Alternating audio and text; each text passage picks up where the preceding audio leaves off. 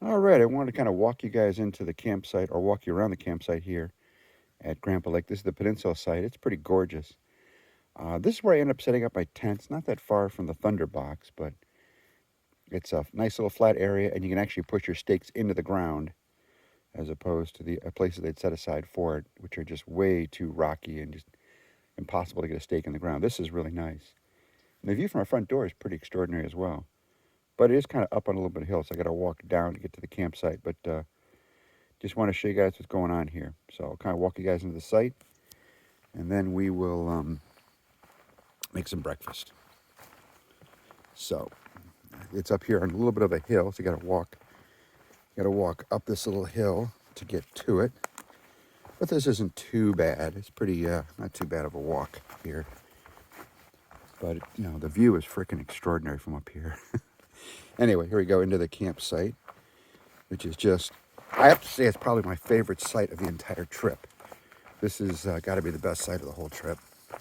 Though I haven't had a single dud of a campsite on this entire trip. They've all been really good sites. Some better than others, but they're all good sites. This is probably, I think, my favorite of the trip. This might be worth a return trip someday in the future if the portage from Sea Gull is not horrible.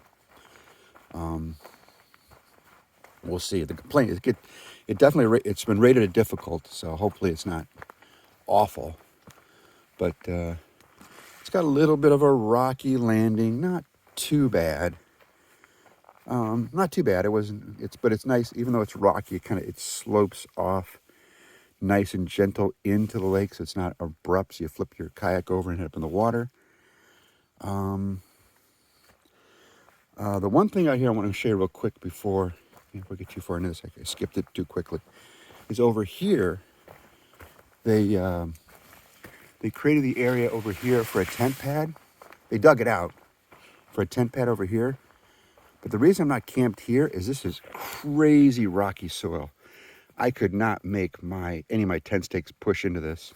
And I use carbon fiber tent stakes. You really have to push them in the soil. You can't pound them in, or you'll definitely break them. So you can't do that. This area you got to have steel stakes to use that tent pad area.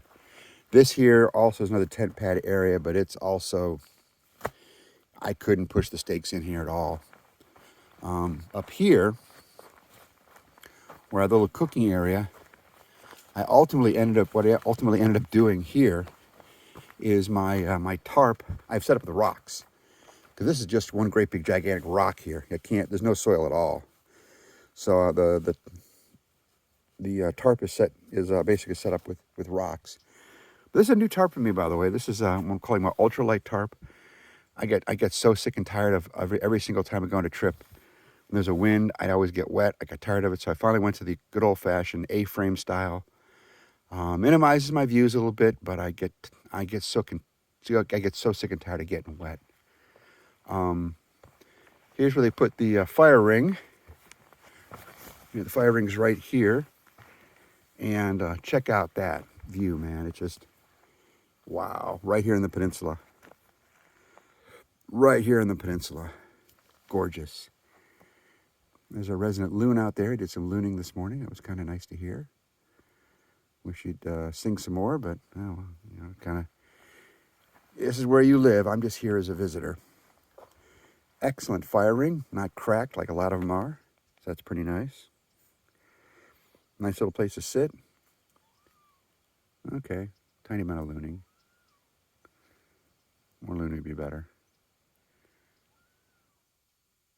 But gorgeous little lake. This is probably my favorite campsite of the whole trip. This is such a nice site, I might consider coming back again if the portage here isn't too bad. All right. That's my report for the peninsula site on Grandpa Lake. Absolutely a treasure. And hopefully